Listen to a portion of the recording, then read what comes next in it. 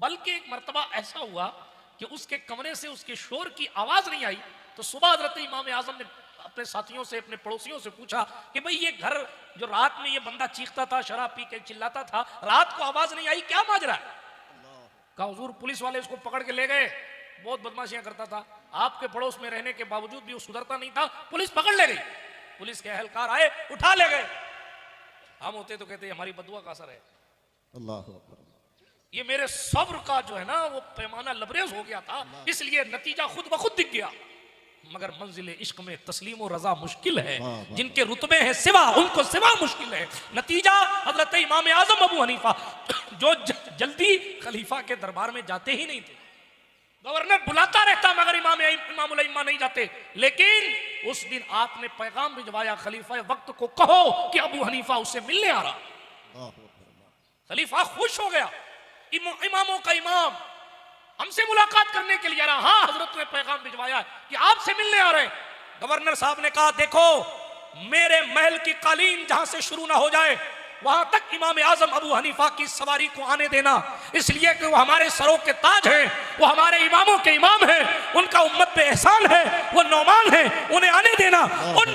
उनकी सवारी को उस वक्त तक मत रोकना और उन्हें सवारी से उतरने मत देना जब तक कि मेरे दरबार की कालीन शुरू ना हो जाए। यानी इतनी इज्जत के साथ लेके आना। सिपाही लगाए गए, महल से इस्तकबाल किया गया। इमाम आजम अपनी सवारी पे सवार होकर आए, कालीन पे उतरे, गवर्नर ने अपनी कुर्सी छोड़कर इस्तकबाल किया, वेलकम मरहबा किया और फिर पूछा हुजूर कैसे तशरीफ लाना हुआ? तो इमाम आजम फरमाने लगे हमारे एक पड़ोसी को आपके पुलिस वालों ने कैद कर लिया। हमारे एक पड़ोसी को आपके अहलकारों ने कैद कर लिया है, गुजारिश करने आया हूं कि उसे छोड़ दिया जाए। हुजूर वो तो बदमाश है, हमने सुना है आपको इबादत नहीं करने देता, हमने सुना है रात में शराब पीकर शोर मचाता है।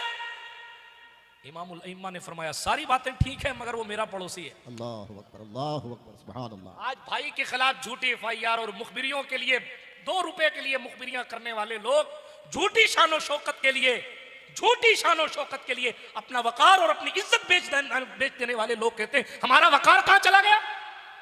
ऐसे वकार नहीं आता था, 1000 मुसीबतें वो खड़ी करता था मगर इमामुल अइम्मा ने फरमाया उसको छोड़ा जाए। गवर्नर ने कहा हुजूर और कोई हुक्म? तो कहा नहीं बस इसी के लिए मैं आया हूं।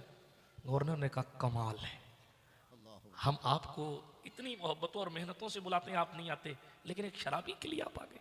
गवर्नर ने ऐलान किया, अपने सिपाहियों को कहा आज की तारीख में जितने कैदी पकड़े गए हैं सारों को छोड़ दो, इसलिए कि आज इमामों का इमाम हमारे दरबार में आया। सुभान अल्लाह, सुभान अल्लाह।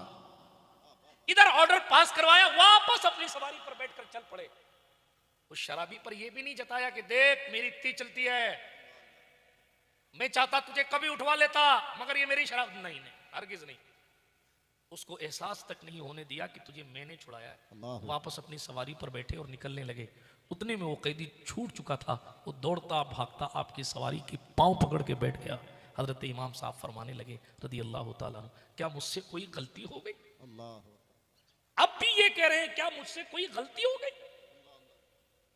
वो रो पड़ा, कहा हुजूर गलतियां तो मुझसे हुई, ना खुद इबादत करता था ना आपको इबादत करने देता, फिर छुड़ाने आ गए और फिर चुपचाप जा रहे हैं। अब मैं आपकी सवारी के कदम को उस वक्त तक नहीं छोड़ूंगा जब तक कि आप मुझे तौबा करा के अपने गुलामों में शामिल नहीं फरमा दें।